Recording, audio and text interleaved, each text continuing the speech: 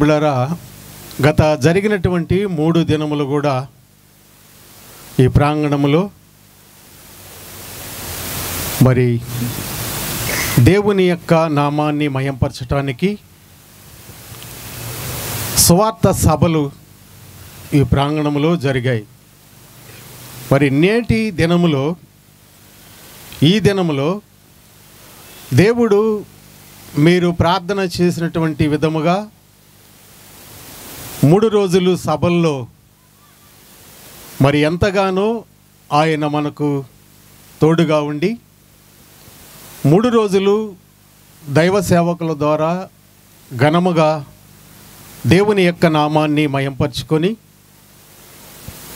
మరి ఈ దినములో మనందరము కలిసి ఆయన జరిగించినటువంటి కార్యాలను బట్టి ఈరోజు మనము కృతజ్ఞత కూడిక ఈరోజు పెట్టుకొని దేవునికి కృతజ్ఞతాస్తుతులు చెల్లించటానికి ఈ దినం మనందరం కూడా ఇక్కడికి వచ్చున్నాం. అయితే ప్రియ దేవుని యొక్క బిడ్డలారా, ఈ యొక్క కృతజ్ఞతలు, ఈ యొక్క స్తుతులు అనేటివి ఈ భూలోకములో జరిగినటువంటివి కావు. ఈ భూలోకములో ఈ కృతజ్ఞతలు స్తుతులు అనేటివి ఎవరికి కూడా తెలియవు. అయితే దేవుడు మానవుని ద్వారా ఘనపరచబడాలని మరి మొట్టమొదటగా పరలోకములో జరుగుతూ ఉన్నటువంటి ఆ యొక్క స్తుతులని ఈ యొక్క భూలోకానికి తీసుకుని వచ్చాడు. పరలోకములో ఎవరిని ఘనపరుస్తూ ఉన్నారు? ఇంతకుముందు మన అన్నగారు చదివాడు కదా ప్రకటన గ్రంథము. చూడండి ఒకసారి 4వ అధ్యాయము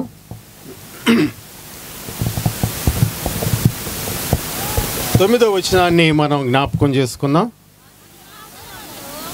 ఆ సింహాసనమందు ఆసీనుడయుండి యుగయుగములు జీవించుచున్నవానికి మహిమయు ఘనతయు కృతజ్ఞతాస్తుతులను కలుగునుగాక అని చదవండి, చదవమ్మా.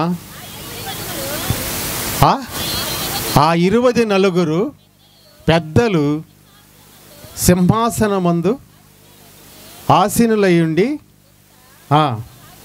సాగిలపడి యుగయుగములు జీవించుచున్న వానికి నమస్కారము చేయుచు, ప్రభువా నా దేవా, సమస్తమును సృష్టించితివి, నీ చిత్తమును బట్టి అవి ఉండెను, దానిని బట్టియే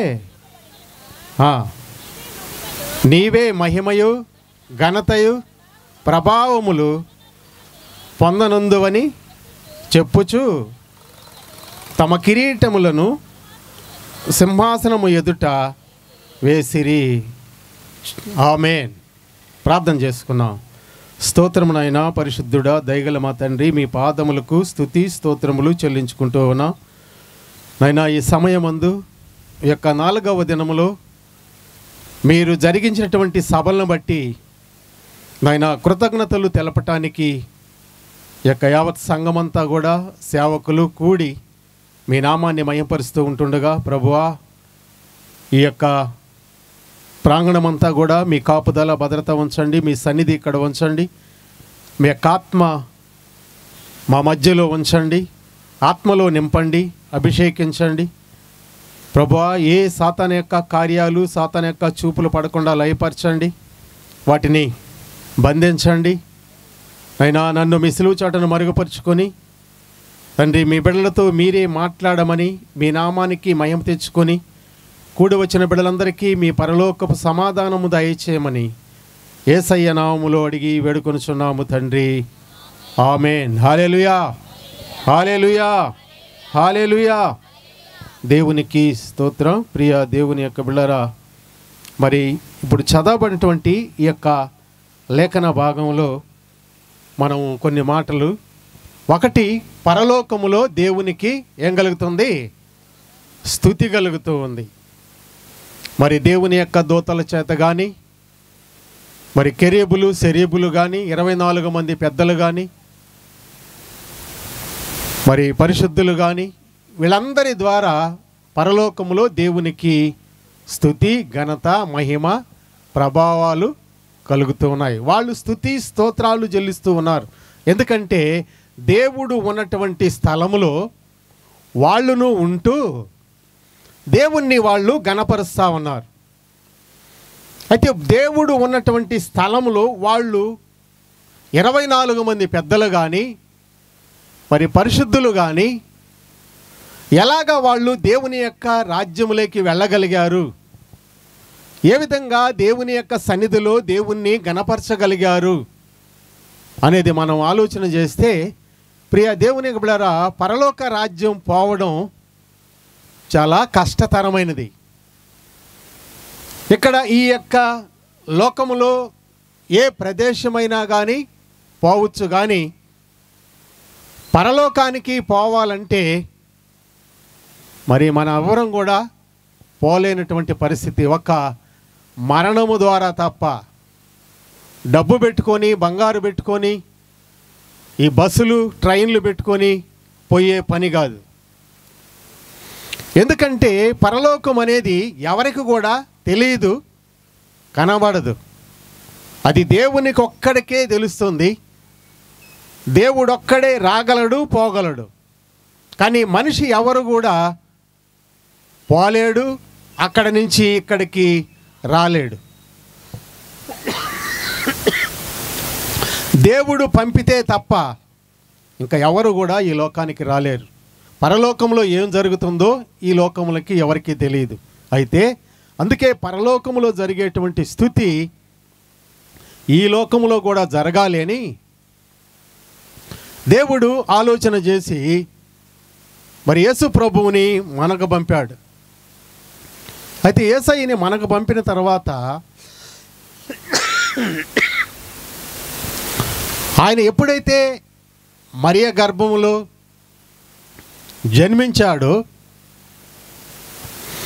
వెంటనే పరలోకములో ఉన్నటువంటి దేవుని యొక్క దూతల యొక్క సైన్య సమూహము పరలోకాన్ని విడిచి భూలోకానికి వచ్చేసాయంట. హల్లెలూయా. మరి మనకు లూకా సువార్తికుడు రాస్తూ ఉన్నాడు 2వ అధ్యాయంలో 14వ వచనంలో అక్కడ ఒక గొప్ప మర్మాన్ని మనకు బయలుపరుస్తూ ఉన్నారు. చూడండి, సర్వోన్నతమైన స్థలములలో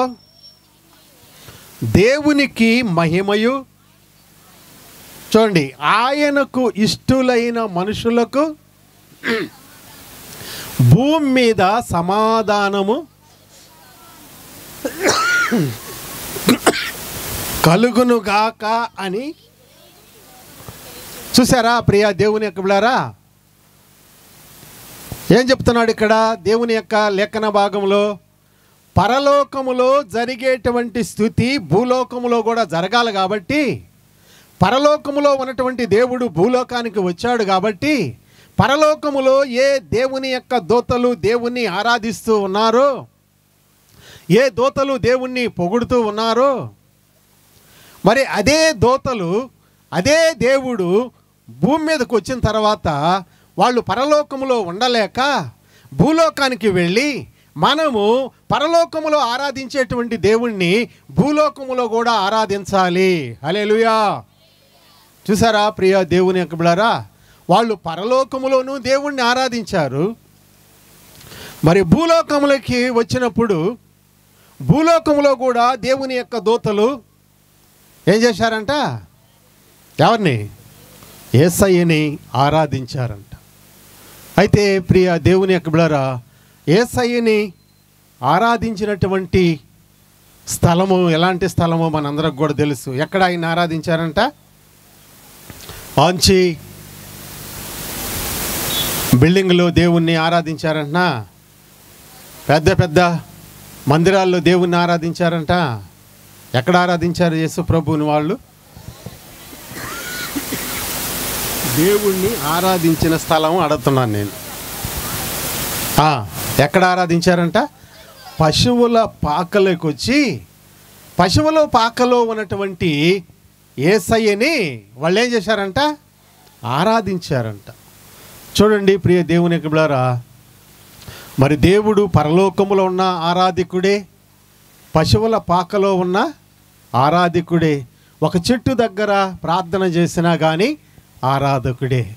నువ్వు ఎక్కడ ఆరాధన చేసినా దేవుడు ఆ యొక్క ఆరాధనని వింటాడు అనేటువంటి ఒక నమ్మకాన్ని మనం కూడా కలిగి ఉండాలి.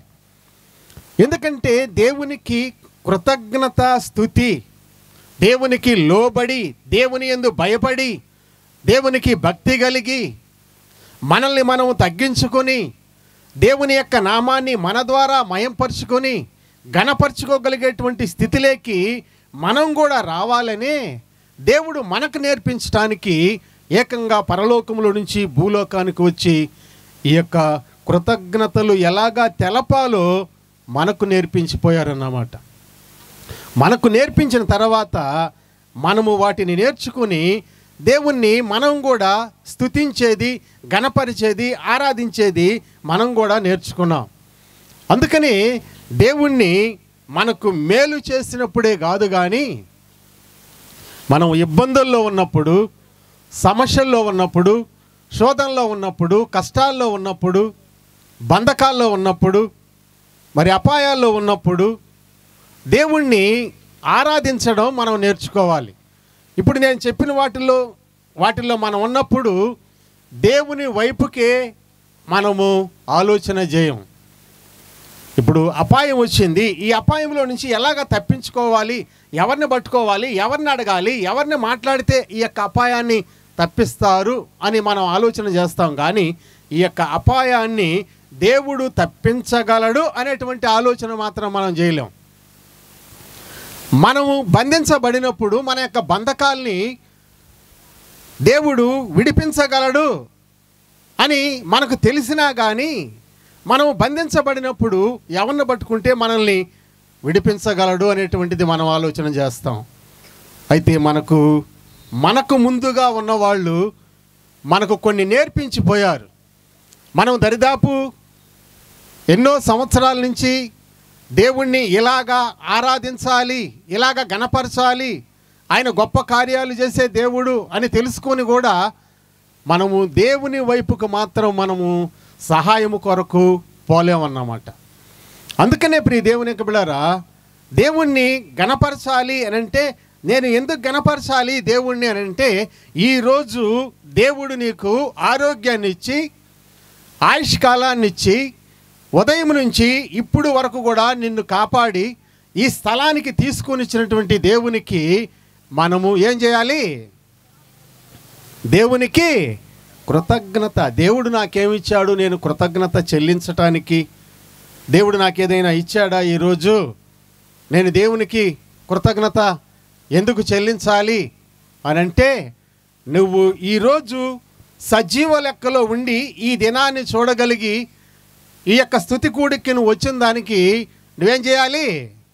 చెప్పాలి. ఏం చేయాలి?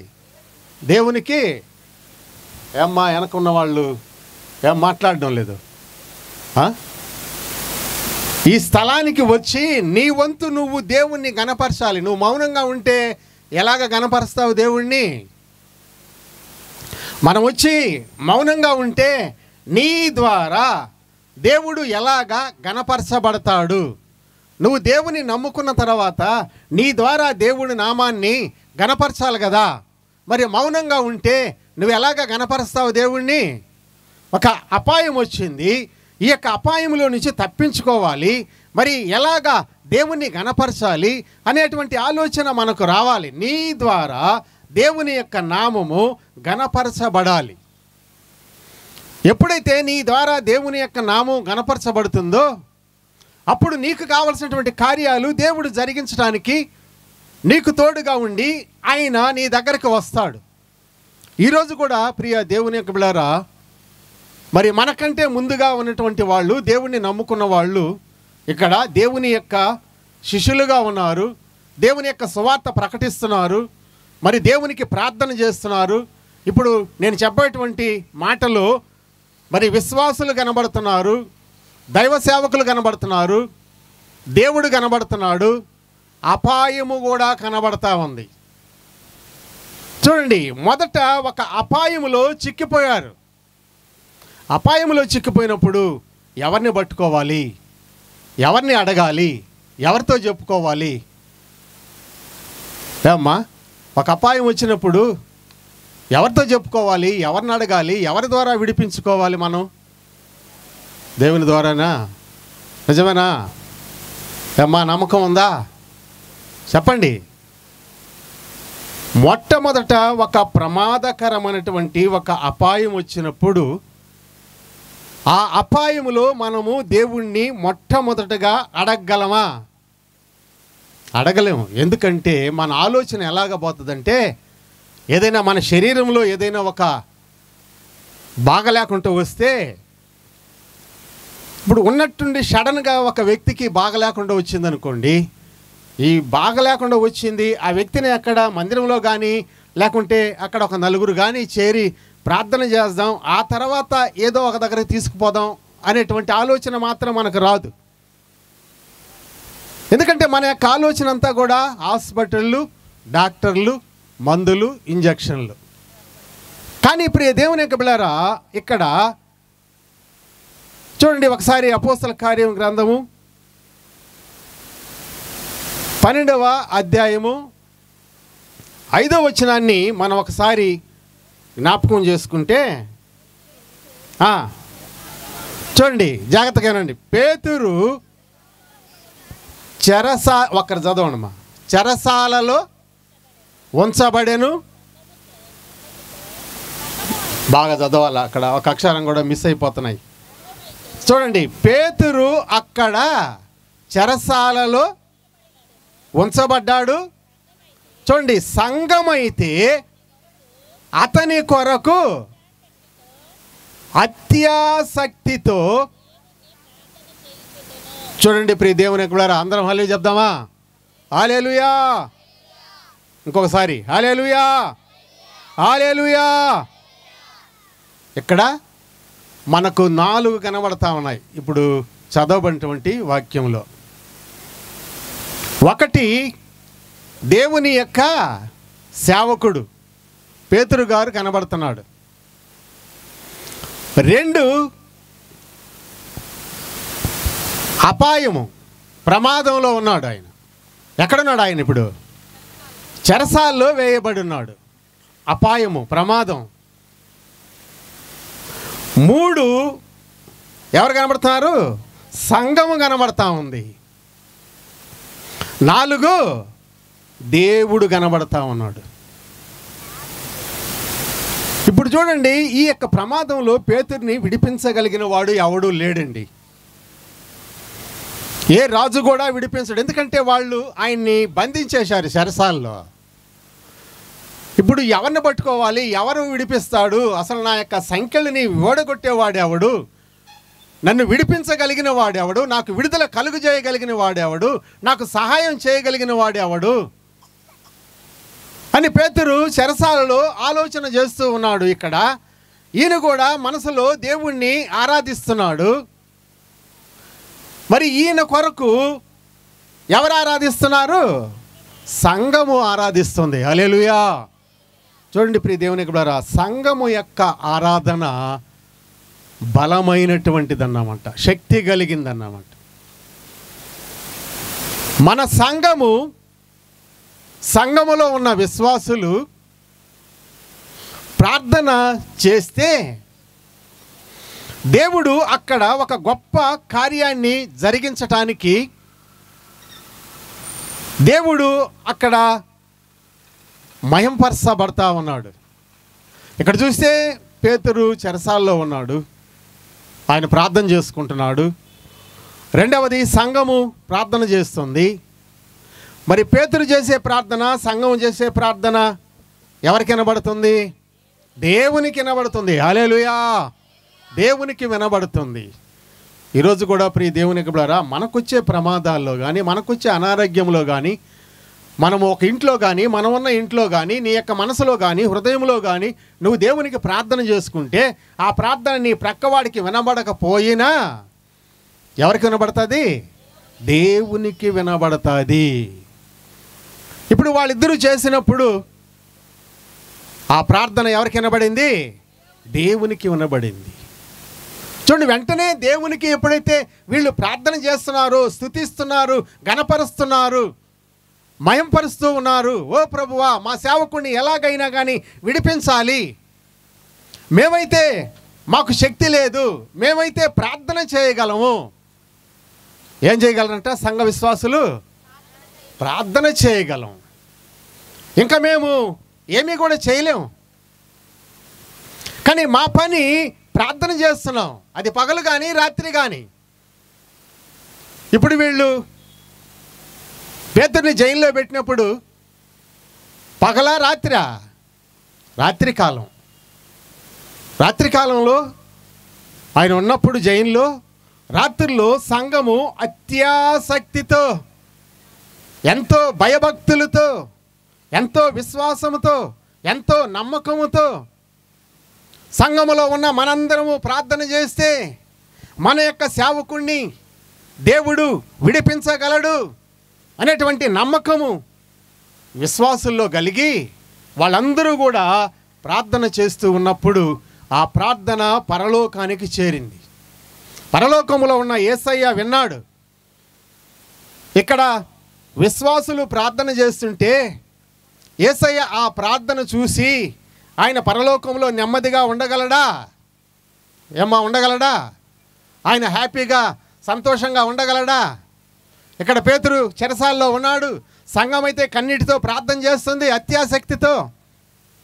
ఇవి రెండు వినబడతా ఉన్నాయి, చూస్తూ ఉన్నాడు. ఇప్పుడు దేవుడు ఏం చేయాలి? 7వ వచనం చూడమ్మా.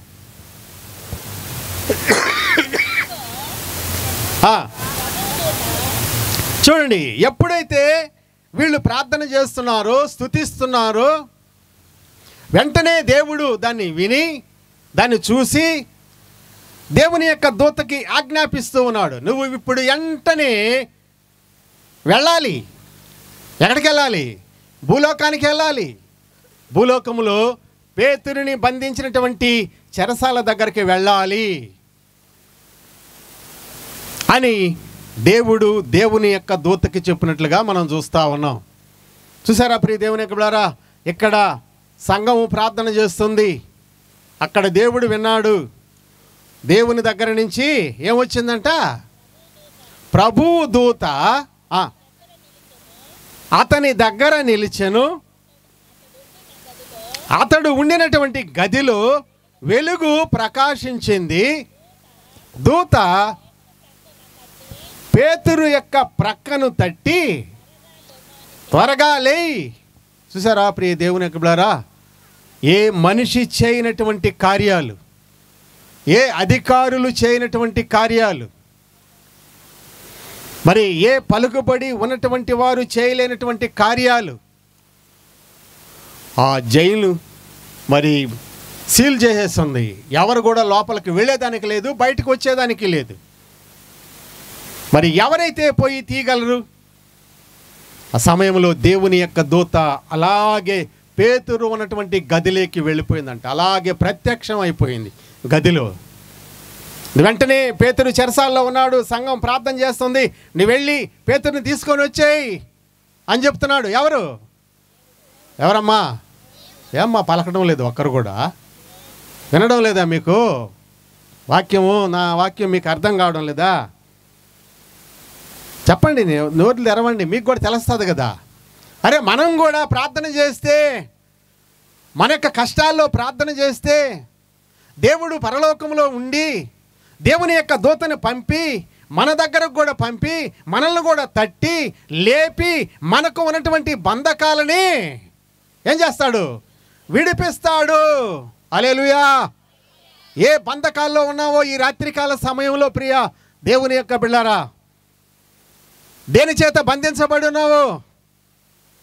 మరి సాతాను చేత బంధించబడినావు. కష్టాలు, కన్నీరు, రోగము, వేదన, బాధలు, అపాయము అవి నిన్ను బంధించి ఉన్నాయేమో.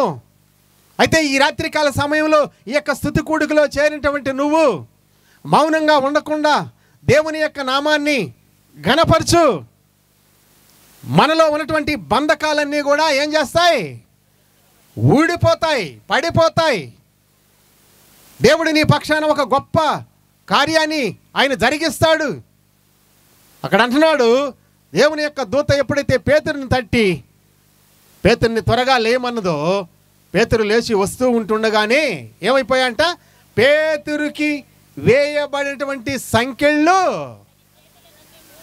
ఊడి పడిపోయాయంట. అందరం మళ్ళీ చెప్దామా? హల్లెలూయా. ఏమ్మా, బంధించబడ్డా? సంకెళ్ళు విడిపించబడ్డాయా? దేని ద్వారా? దేవుడే. ఎవరి ద్వారా? ఎవరు ఏం చేస్తే సంకెళ్ళు ఊడి పడిపోయాయి? ఇది మనకు ప్రాముఖ్యమైనది ఏంటంటే, సంఘములో ఉన్నటువంటి విశ్వాసులు చేయాల్సినటువంటి మొదటి పని ఏంటనంటే, ఎలాంటి అపాయము నిన్ను చుట్టుముట్టినా, ఎలాంటి ప్రమాదం నీ దగ్గరికి వచ్చినా నువ్వు చేయాల్సినటువంటి పని ఏంటనంటే, సులువుగా వాటిలో నుంచి నిన్ను బయటికి విడిపించగలిగినటువంటి నీ దేవునికి నువ్వేం చేయాలి? ప్రార్థన చేయాలి, స్తుతించాలి, ఘనపరచాలి ఆయన్ని.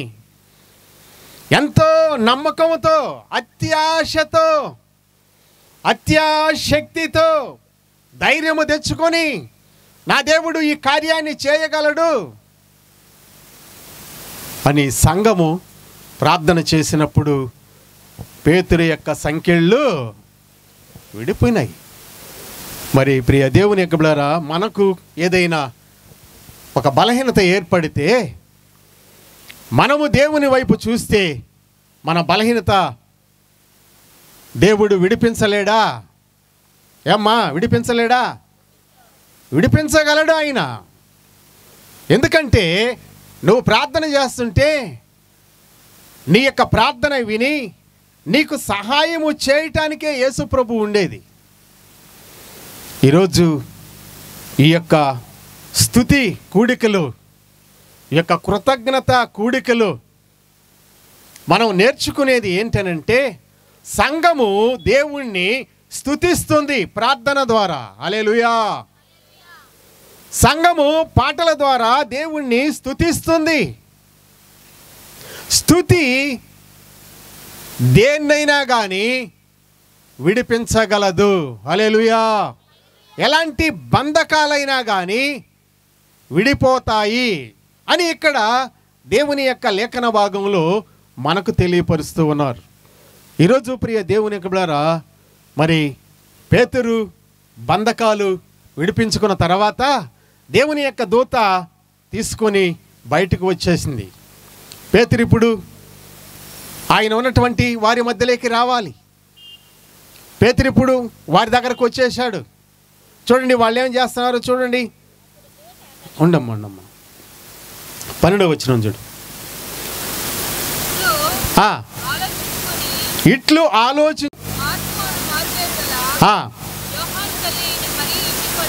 వచ్చాను. చూడండి, అక్కడ అనేకులు కూడి ప్రార్థన చేస్తూ ఉన్నారంట. ఇప్పుడు ఇంచుమించు అప్పుడు టైం ఎంతో తెలుసా? రాత్రి 1 గంట 2 గంటల ప్రాంతంలో అంట సంఘం అంతా కూడా ఏం చేస్తుందంట? ఒక ఇంటిలో చేరి ఏం చేస్తుంది? ప్రార్థన చేస్తుంది. 2 గంటల సమయంలో, రాత్రి 2 గంటల సమయంలో, రాత్రి 2 గంటల సమయంలో మనం ఎవరైనా ప్రార్థన చేయగలమా? ఎవరైనా ప్రార్థన చేయగలమా? ప్రియ దేవుని యొక్క బిడ్డలారా, మరి రాత్రి 1 గంటప్పుడు మనకేదైనా అనారోగ్యం వచ్చిందనుకోండి, రాత్రిలో 1 గంటప్పుడు లేచి ప్రార్థన చేయగలమా? ఎందుకంటే ఇక్కడ దేవుణ్ణి నువ్వు ఎంతగా ఏ సమయంలోనైనా దేవుణ్ణి స్తుతిస్తావో, అది రాత్రి కానీ పగలు కానీ, ఆయన నీ పట్ల గొప్ప కార్యాలు చేయటానికి ఆయన సిద్ధంగా ఉన్నాడు. ఈరోజు ప్రియ దేవుని యొక్క బిడ్డలారా, వాళ్ళు పాటల ద్వారా, ప్రార్థన ద్వారా దేవుణ్ణి గణపరిచారు కాబట్టి, స్తుతించారు కాబట్టి పేతురుకి ఉన్నటువంటి బంధకాలు విడిపించగలిగాడు. ఈరోజు మనకు ఉన్నటువంటి బంధకాలు మనము దేని ద్వారా విడిపించుకోగలం? ఏదో ఒక బంధకం మనలో ఉంది, ఏదో ఒక బలహీనత ఉంది, ఏదో ఒక శోధన సమస్య ఉంది. మరి ఇవన్నీ కూడా నేను విడిపించుకోవాలి అని అంటే మనం ఎవరి వైపు చూడాలి? దేవుని వైపు చూడాలి. ఒక్క దేవుడు తప్ప ఇకనెవరు కూడా మనకు ఉన్నటువంటి బంధకాల్ని విడిపించగలిగిన వాడు ఈ లోకములో ఎవరు లేరు అని మనం తెలుసుకోవాలి. ఇప్పుడే వాళ్ళు సంఘము మనకు చెప్తూ ఉంది,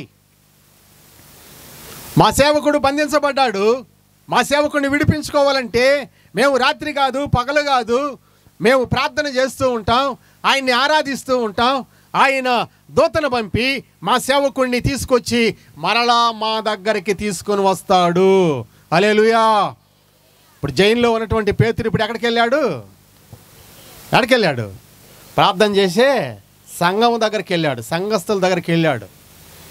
పేతురు పోయి చూస్తూ ఉంటే రాత్రి 2 గంటలప్పుడు సంఘస్థులందరూ కూడా ఒక ఇంట్లో చేరి ఏం చేస్తున్నారు? ప్రార్థన చేస్తున్నారు. చూసారా ప్రియ దేవుని బిడ్డలారా, ఇది స్తుతి, దేవునికి కృతజ్ఞత స్తుతి. అంటే కార్యము జరిగేంత వరకు ప్రభువా ఇది పగలు కాదు రాత్రి కాదు, మేము నిన్ను స్తుతిస్తూనే ఉంటాం, మేము నిన్ను గణపరుస్తూనే ఉంటాం అనేటువంటి ఆలోచన మనలో కూడా కలిగి ఈ లోకములో దేవుణ్ణి స్తుతించాలని మనకు నేర్పిస్తున్నారు. ఒకటి, పరలోకములో దేవునికి స్తుతి కలుగుతుంది, భూలోకములో దేవునికి స్తుతి కలుగుతుంది.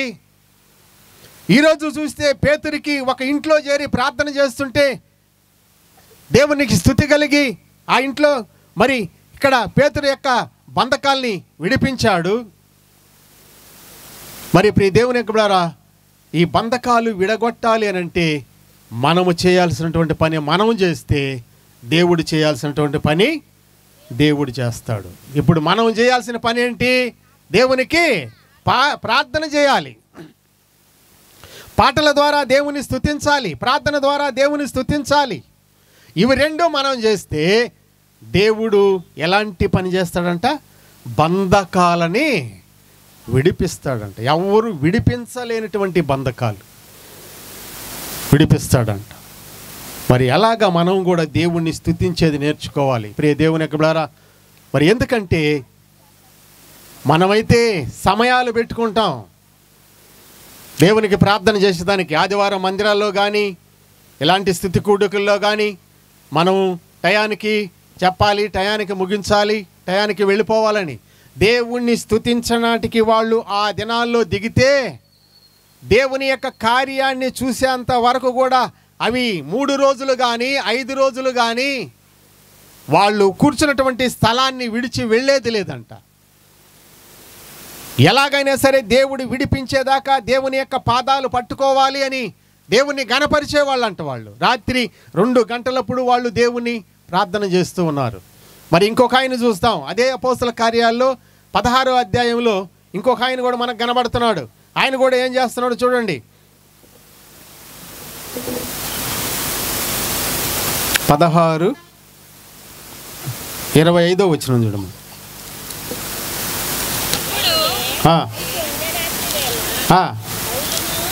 చూడండి, అయితే మధ్యరాత్రి వేళ శీలయు దేవునికి ప్రార్థించుచు కీర్తనలు. చూడండి ఇక్కడేం జరుగుతుంది?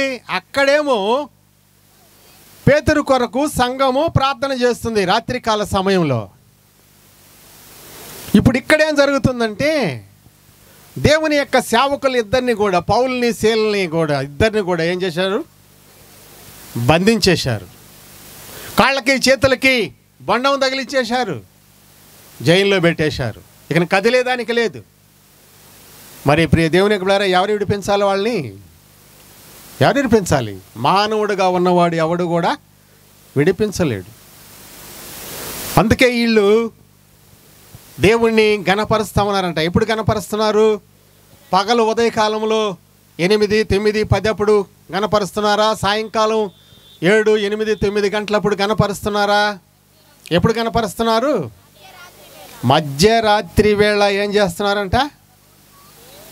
దేవునికి ప్రార్థన చేస్తూ ఉన్నారంట. మధ్యరాత్రిలో మనము ప్రియ దేవునికి బిడ్డలారా, మనం దేవునికి ప్రార్థన చేయం, కానీ మనం కూడా మెళుకు వచ్చినప్పుడు మధ్యరాత్రి కాలంలో దేవునికి ప్రార్థన చేస్తే దేవుడు మన కుటుంబాల్లో కూడా కార్యాలు జరిగిస్తాడు. హల్లెలూయా.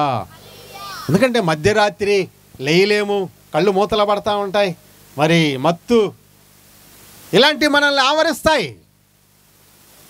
కానీ అప్పుడు ఉన్నటువంటి సేవకులు కానీ, సంఘములో ఉన్నటువంటి విశ్వాసులు కానీ వాళ్ళు నిద్రలు మానుకొని, ఆహారం మానుకొని దేవుని ఎలాగైనా సరే పట్టుకోవాలి, దేవుని ఎలాగైనా సరే గణపరచాలి అని రాత్రి కాదు పగలు కాదు దేవుణ్ణి గణపరుస్తూ ఉన్నారంట.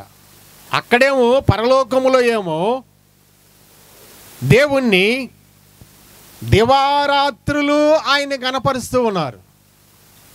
ఈ భూలోకములో కూడా దేవుణ్ణి పగలు కానీ రాత్రి కానీ దేవుణ్ణి ఆరాధిస్తూ ఉన్నారు.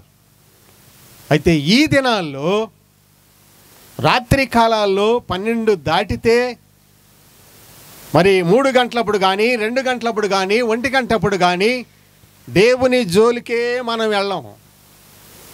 మరి ఎప్పుడు కార్యం చేస్తున్నాడో దేవుడు ఇక్కడ మనం చూడాలి. వాళ్ళు 12 గంటలప్పుడు, వాళ్ళు మధ్యరాత్రి అప్పుడు 1 గంట ప్రాంతంలో పౌలు శీలయు వాళ్ళు ఏం చేస్తూ ఉన్నారు చూడండి, దేవునికి ప్రార్థించుచు కీర్తనలు పాడుచున్నారు, దేవుని స్తుతిస్తూ ఉన్నారు, ఇలాగా దేవుని గణపరుస్తూ ఉన్నారు.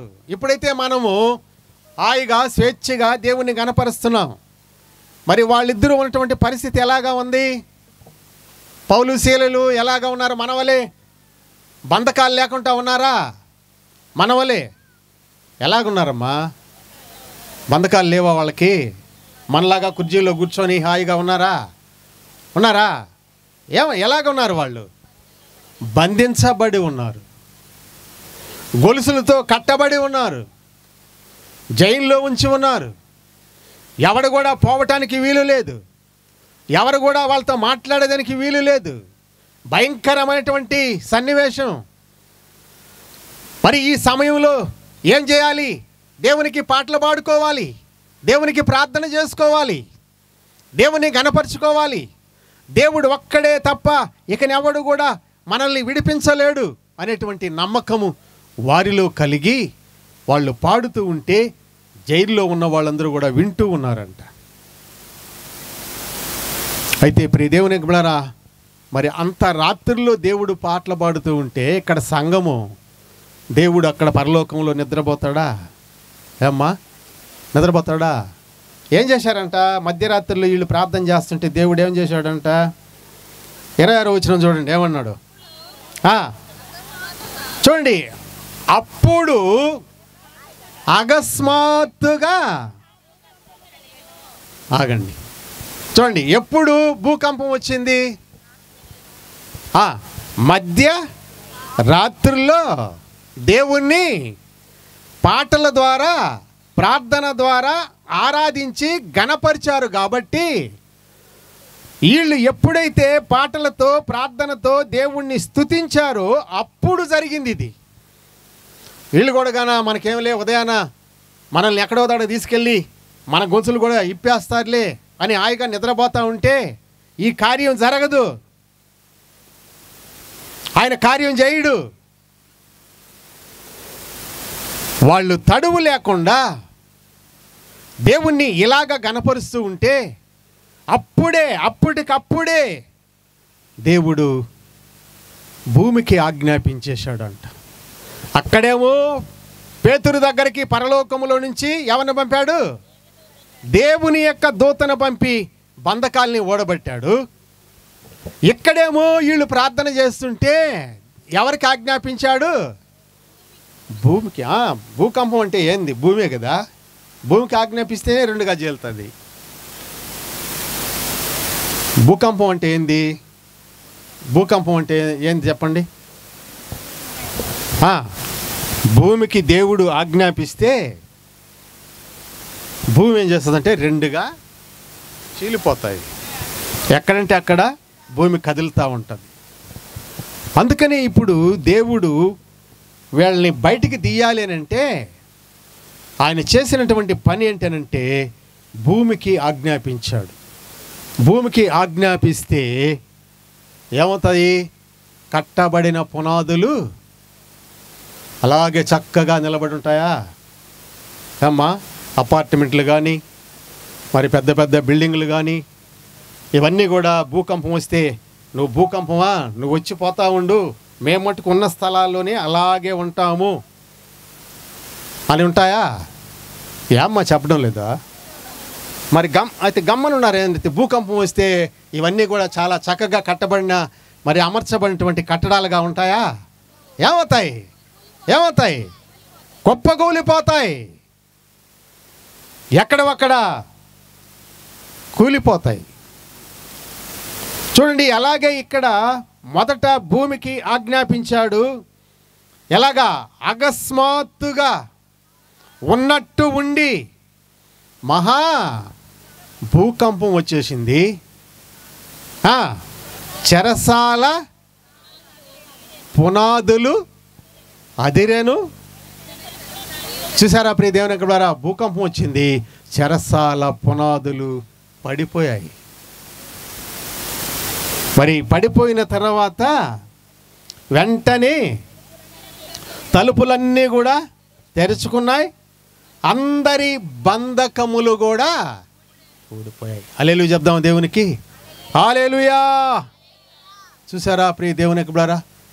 మరి వాళ్ళు ఇప్పుడు గడ్డపారలు ఎత్తుకొని పోయి గోళ్ళ పొడి చేసి మరి ఏదైనా లాక్కులు తీసుకెళ్ళి బంధకాలని తీసుకొని బయట వచ్చేసారా? లేకుంటే ఇప్పుడు వాళ్ళు చేసినటువంటి ప్రార్థనకి పాటలకి మధ్యరాత్రి కాల సమయంలో దేవుడు కార్యం చేశాడా? నేను ఇప్పుడు మీకు అరంలో చెప్పాను కదా, తెలుగులో కాదు అమ్మా, తెలుగులోనేనా? తెలుగులో చెప్తే ఒక్కరు కూడా చెప్పలేదు నాకు. భయపడబాకుండా నేనేం చేయనమ్మా, నేను చెప్పిన దానికి ఒక మాట చెప్పండి, మీరు వింటున్నారా లేదని, అంతే, ఇంక నేను కాదు. వాళ్ళు ఏం చేశారు? పాటలతో ప్రార్థనతో మధ్యరాత్రి కాల సమయంలో దేవుణ్ణి ఏం చేశారు? ఇలాగా స్తుతించారు. ఇలాగా స్తుతించిన దాన్ని బట్టే ఆయన చెరసాల పునాదుల్ని ఏం చేశాడంట? పెగలించాడంట భూకంపంతో. రెండవది, తలుపులు మొత్తం తెరుచుకునేసాయంట. వాళ్ళకి కాళ్ళకి చేతులకి వేసినటువంటి బొండాలు గొలుసులు ఏమైపోయాయి? విడిపించబడ్డాయి. విడుదల కలుగజేశారా దేవుడు? పాటల ద్వారా ప్రార్థన ద్వారా విడుదల కలుగయిందా? వాళ్ళకి విడుదల వచ్చిందా? మరి ప్రియ దేవుని బిడ్డలారా, మరి ఈ దినాల్లో మనం ఎందుకు దేవునికి పాటల ద్వారా ప్రార్థన ద్వారా దేవుని ఎందుకు స్తుతించలేకపోతున్నాం? దేవుని ఎందుకు గణపరచలేకపోతున్నాం? మరి ఆ దినాల్లో చేసినటువంటి దేవుడు ఈ దినాల్లో ఎందుకు చేయలేకపోతున్నాడు? కారణం ఏంటి అని అంటే, ఆ దినాల్లో విశ్వాసులు రాత్రి పగలు దేవునికి ఏం చేస్తూ ఉన్నారు? స్తుతి చెల్లిస్తూ ఉన్నారు. మరి ఈ దినాల్లో ఏం చేస్తూ ఉన్నారు? ఏం చేస్తున్నారు? ఒక అరగంటకి అప్పుడే ఎక్కువ. ఆదివారం మన మందిరం 10 గంటలకు అమ్మంటే 11, 11:30, 12, 10 నుంచి 1 గంట లోపల అయిపోద్దంటే 10:30కి 11:30కి వస్తారు, మరి 12:30కి అంతా బయలుదేరేస్తారు. ఎంతసేపు మనం ఆరాధన చేస్తున్నాం? ఒక నెలలో దేవునికి ఏమ్మా, ఒక నెలలో ఎన్ని ఆధారాలు? 4, అధిగమించితే 5 వస్తాయి. టైం పెట్టుకున్నాం 10 నుంచి 1 గంట దానికని. 10, 11, 12, 1 గంట. ఎన్ని గంటలు? 3 గంటలు. ఒక ఆదివారానికి 3 గంటలు అనుకుందాం. అప్పటికి 4 ఆదివారాలకి 4 3 12 గంటలు. ఎన్ని రోజులకి? నెల 30 రోజులకి ఎన్ని గంటలు చేస్తున్నావు? 30 రోజులకి ఎన్ని గంటలు చేస్తున్నావు? ఎక్కువే కదా ఏమ్మా? ఓయమ్మో, అప్పటికి ఎక్కువ, మనకు ఎక్కువే కదా. ఏమ్మా, ఆదివారం అట్టా సంవత్సరానికి లెక్కేసుకుంటే మనం చేసేది గంటల్లో దేవుణ్ణి ఆరాధిస్తున్నాం. గంటల్లో దేవుణ్ణి ఆరాధిస్తే కార్యాలు జరుగుతాయా ఏమ్మా? జరుగుతాయా? మన పట్ల, మన కుటుంబాల పట్ల, మన బిడ్డల పట్ల దేవుడు అద్భుతాలు చేస్తాడా? దేవుడు మన యొక్క బంధకాలని తెస్తాడా? మనకు వచ్చినటువంటి కష్టాలు తీరుస్తాడా? మనకు వచ్చినటువంటి శోధనలు తీసేస్తాడా? మనం ఇబ్బందులో ఉన్నప్పుడు మనల్ని దేవుడు విడిపించగలడా? మన యొక్క బంధకాలని తెంచగలడా? నువ్వు ఎంతగా ప్రార్థన చేస్తావో ఇక్కడ బైబిల్ నేర్పిస్తూ ఉంది మనకు. ఇక్కడ గ్రంథము, లేఖన భాగాలు నేర్పిస్తూ ఉన్నాయి. నువ్వు ఎంతగా ప్రార్థన చేస్తావో అంతగా దేవుడు నీ పట్ల గొప్ప కార్యాలు జరగడానికి ఆయన సిద్ధంగా ఉన్నాడు. ఒక ఆయన అంటున్నాడు, అయ్యా నువ్వు ఎలాగా చేస్తావు? మరి ఎప్పుడు చూసినా కానీ సంతోషంగా ఉన్నావు, అసలు ఏంటి నీ పని అని అంటే ఆయన అంటున్నాడు, అయ్యా నేను ఎక్కువ దేవునికి ప్రార్థన చేస్తాను, స్తుతి చేస్తాను. స్తుతి చేసి నేను ఊరికనే వెళ్ళను, దేవుడు చేస్తే చేస్తాడు, చేయకపోతే పోతాడులే అని ప్రార్థన చేసి నేను వెళ్ళిపోను. ప్రార్థన చేసి ఆ ప్రార్థనని ఎవరికి అప్పగిస్తాను? దేవునికి అప్పగిచ్చేస్తా. హల్లెలూయా. నా యొక్క ప్రార్థన చేసి నా పనులన్నీ కూడా దేవునికి అప్పచెప్పేస్తా, హాయిగా ఉంటాను. దేవుడు నా పనులన్నీ కూడా సక్రమంగా జరిపిస్తూ వస్తాడు. అందుకని నేను దేవుని నమ్ముకొని దేవునికి ప్రార్థన చేస్తుంటాను ఈ లోకంలో. అందుకనే నేను నెమ్మదిగా ఉండగలుగుతున్నాను, అందుకనే నేను సంతోషంగా సమాధానంగా ఉండగలుగుతున్నాను. ఎన్ని కష్టాలు వచ్చినా అవన్నీ కూడా దేవుడు తొలగించడానికి ఆయన పని ఆయన చేస్తాడు. నా పని నేను చేస్తాను, నా పని నేను ప్రార్థన చేస్తాను. ఆయన పని నా యొక్క ఉన్నటువంటి సమస్తమైనటువంటి బలహీనతలన్నీ కూడా ఆయన తీసివేస్తాడు అనేటువంటి జవాబు వస్తూ ఉందన్నమాట. ఈరోజు కూడా ప్రియ దేవుని యొక్క ద్వారా ప్రార్థన చేసి మనము దేవునికి అప్పచెపితే నీ పని, అప్పుడు ఆయన ఏది చేయాలో ఏమి చేయాలో ఆయన మన పక్షంలో చేయగలడు.